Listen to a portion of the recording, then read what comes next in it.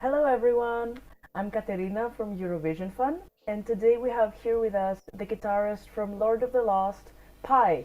How are you, Pi? How do you feel? Hello. Thanks for having me. I'm feeling very good. Feeling very good even though I this is like a marathon with the interviews, but they've all been great, nice people. Well, that's great. Um, well, as everyone from the community knows, this year you're representing Germany in Eurovision Song Contest 2023. How is your Eurovision journey so far? It's all very new. I mean, we've even though we've been a band for a few years now, for 13, so we're not a newcomer or anything. We are a newcomer to the Eurovision world in a way. So it's really pushing us out of our comfort zone with everything that's going on and how this bubble in a way is working. And it's been very interesting and very we're enjoying it very much because it's a big contrast to what we're doing. We're a rock metal something band. We're used to touring and the whole metal and rock community. This is a different thing. So we're learning a lot and we're getting to see a lot of new things, meeting new people, and it's very exciting. It's very important for someone to have new experiences that they've never had before. So you're learning a lot of new things on your way to Eurovision in Liverpool Mm. in May. How come your decision to participate in Unser Lied for Liverpool? Congratulations for your win too. Thank you. It's always a question of why not, because we always thought we're with the way we are and how diverse we are, we are a great fit for Eurovision because it's a very diverse event in a way in terms of visuals, in terms of artists that are taking part. So we figured we're a great fit. Thing is, we're coming from Germany, and one thing that I can say is that the entries from Germany over the past years, because it just wasn't the concept, they weren't as edgy, as diverse, and as colorful even. We didn't get the opportunity. This year, though, the concept is much more fitted to that, and we are just lucky to be, in a way, at the right time, the right place with what we're doing, with how we're presenting ourselves. So just a good coincidence, I should say. Mm-hmm. Well, you're certainly bringing something new for Germany because your country Yeah. hasn't had too many of those participations, and that's really refreshing for us fans Thank you. watching something different from Germany. As we know, your participating song is Blood and Glitter. What does Blood and Glitter stand for, and what does it mean to you personally? Gonna answer the first question first. First things first. Blood and Glitter is really a song about the possibility that there should be a possibility to have unity with everyone because, as it's stated in the song, we're all from the same blood. So within this unity, there should be a space where everyone can present themselves as they want to and as they are, and as every individual sees themselves. And with that song, we'd like to empower people to do exactly that, not cause division by it, but to actually be aware of the fact that we are all from the same blood. So it's a song about empowerment in diversity, but also that being surrounded by unity. And to me personally, with the music that we're doing and us as people, not really be conforming to a certain general norm by society in a way, we feel very connected to what we're saying there. Otherwise, we wouldn't say it. Okay, those messages are very important, and Eurovision is all about that, like unity, Mm. love, and all that stuff that Blood and Glitter represents. So Mm. it's pretty cool that Your song has this message. Um, why did you choose Blood and Glitter out of all songs of the new album? I mean, the prior question basically answered it, but also, first of all, because of the message. Second of all, because this song is a perfect representation of ours at this point, how we sound, how we look, because it has the complete bandwidth of this band. It has soft, super melodic piano parts with just a very calm voice, but it goes up to high power vocals, distorted vocals, shouting, double bass, and loud guitars. So it's a good representation, the perfect representation of us at this point. And apart from that, with the dynamics this song has, it can be presented on a stage. It fits a stage like that, which is very huge, where there's a lot going on with lights and pyro and staging. So, in my opinion, or in our opinion, it works perfectly for this event. Yes, I agree too. Um, Eurovision is also all about staging, isn't it? If you don't have a I cool, guess. explosive staging, how will you? And your song is pretty lively. Are you supposed to get the attention of the crowd and of the voters that are going to vote for you from other countries? Mm. I mean, first of all, a song should always speak for itself, but as you said, it's also about staging, and we're a band that has always been about aesthetics as well, because we've never not worn makeup, for example. We always present ourselves in a way which is eye-catching, and to us, the music wouldn't sound the way we sound without the aesthetics and vice versa. We're very aware of the importance of staging and aesthetics. And it's always a performance. It's not just a presentation of the song, it's always a performance. So it's a show. What you've seen at the preliminaries already, we now can go higher and wider and more with everything that we did in the preliminaries. So that's exactly what we're going to do. But we're also keeping this live band setting because we need the feeling as if we were playing a live show. We need drums and keys on high rises. Klaas, our bass player, and Chris, our singer, and myself, we need to be able to run around and have this certain controlled chaos on stage, because otherwise it wouldn't be us. So that's exactly what you're getting. Could you give us any more hints of the staging of your act? Will you leave it the same as in your national final performance? No, we won't leave it the same. As I said, it will be higher, it will be wider, and it will be more. It's gonna be an enhanced That's all I'm version gonna say. of the national final performance. I'm guessing. Yeah. We won't have blood rain though. We're not allowed to do that. I wish you could. It Yeah, would be same. great. Yeah, but it just doesn't work. Yeah, that's true. That's very true. Well, blood and glitter are two very opposite materials. Could you further explain what was the artistic vision behind giving your latest album, and thereby the lead single of it, a name that combines the brutality of blood with the glam of glitter? I mean, those are very contrasting words, but I wouldn't necessarily say that blood always resembles brutality. It also does in a way. I mean, especially in movies or whatever in pop culture. You don't represent Um, blood in a brutal way with your act.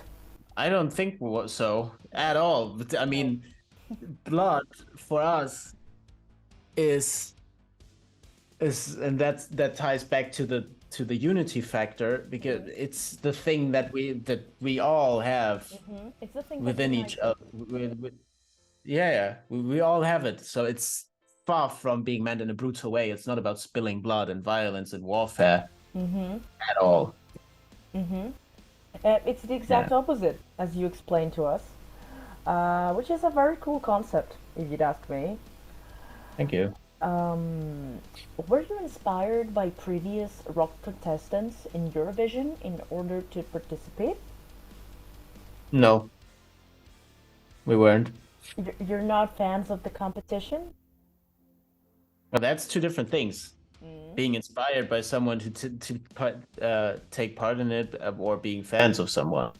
Well, that's That's two different things. true. That's true. Are you fans of the competition? Um, I think now that we're going to get to know it, we're becoming fans of it. I have to say though, even though I and some of us watched it as a kid every year, we weren't as a kid. You were not able to completely grasp everything that's going on, and quite frankly, to understand it all. And for I think for the majority of my life, other things were much cooler than thinking about Eurovision. When you grow up, you start doing music, and you wanna make rock music, you wanna make loud music, and be angry. Um, that's in a way far from Eurovision, and over the years, it came out of my life, but it came back into my life because when you start doing music, you get the importance of it and the significance of such a huge event. And now, having entered the world and seeing what it's all about and experiencing the joy of it and how enthusiastic everyone is with it, and I could say there's a great vibe going with everyone that's taking part in it, whether it's people that are doing press, whether it's other artists. It's such a positive feeling. So even though I wasn't a fan, and that's not to say I didn't like it, it's just wasn't a fan. I am now because it's a super cool event, and I always love when I'm surrounded by positive vibes and positivity. And music is actually the most important factor in Eurovision and in True. every music contest, after all. So it's a great way to unite through music for all of us. Do you have a favorite Eurovision entry? From this year or in general? You can tell us your general favorite and this year's favorite. My general favorite would be, I think, Måneskin. Apart from loving the song, I love their attitude of really being themselves and wanting to save the authenticity. And I'm all about that. We are, quite frankly. And from this year, there are many great entries. And I couldn't pick favorites. I find myself listening to the Norwegian entry a lot. Super cool song. Queen of Super. Kings. Yeah, exactly. It's yeah, it just keeps getting stuck in my head. The chorus. It's a I banger. love. Yeah, I love the Finnish entry. Super weird, but super cool.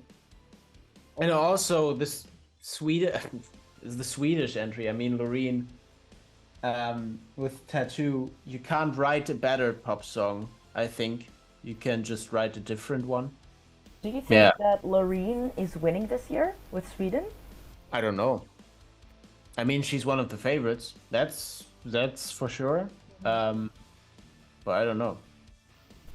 Okay, honest answer.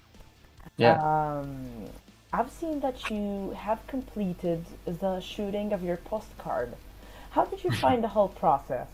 It's, I mean, we are very experienced in a way with shooting things, whether it be music videos, or we are, when we are on tour, constantly on camera in a way, because for I think it's 500 something episodes now, we have tour TV.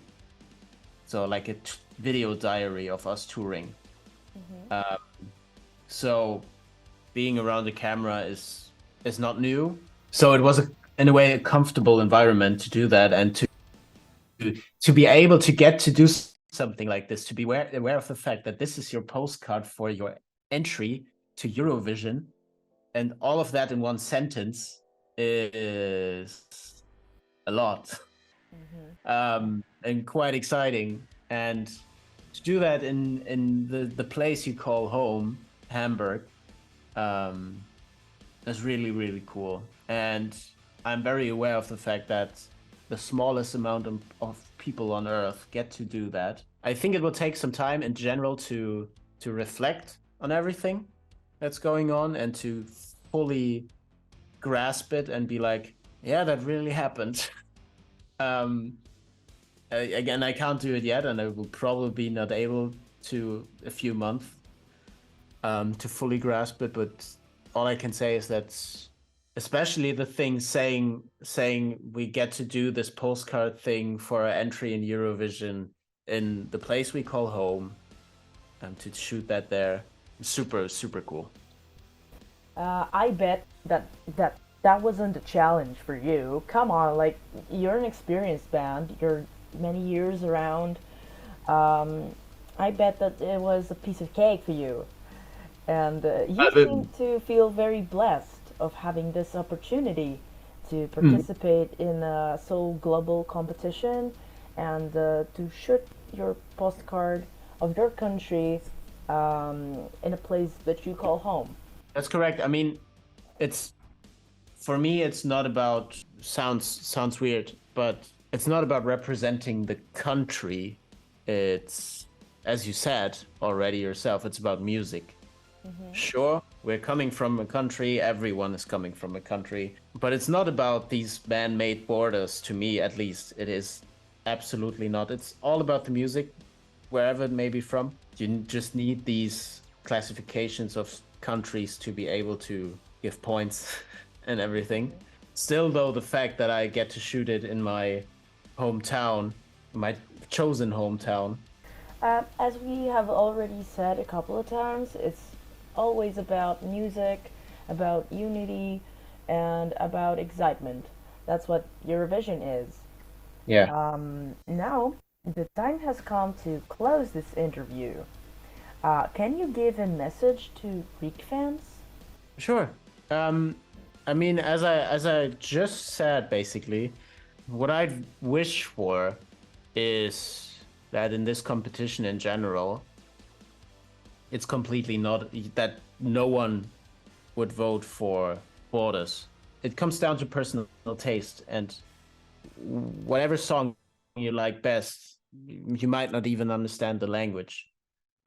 You should vote for what you like best. And not which country you like best. Those are two very different things because at the end, sure, we're all from one country because we're born there, but that is completely random. I could be born in Argentina, then I wouldn't be even here in this interview. We don't Um, choose. We don't choose the country that we get born exactly. into. Exactly. So people can get lucky, people can get unlucky with that. So I always say life in general it shouldn't be about where you're from. And also in this competition it shouldn't be about where you're from. It's about the music that you're doing, that you're bringing there. And I'd like everyone to vote for their personal taste. Mm-hmm. One last question from me Yeah. personally. Yeah. We have seen you supporting Iron Maiden in Athens in summer. Are you planning to come in Greece again? Well, I hope so. I hope so. It was our first time in Greece last year, and I enjoyed it a lot. The workings of the live industry are always you need local promoters to invite you and or to believe in you that a show of yours there would do good. So it's a thing for the future, but I think we haven't been there the last time. Thank you so much for your time, Pi. You're welcome. I wish you the best of luck Thank you. and have a good evening. Yeah, you too. Yeah, Thanks for having me and thanks for the bye. chat. Bye.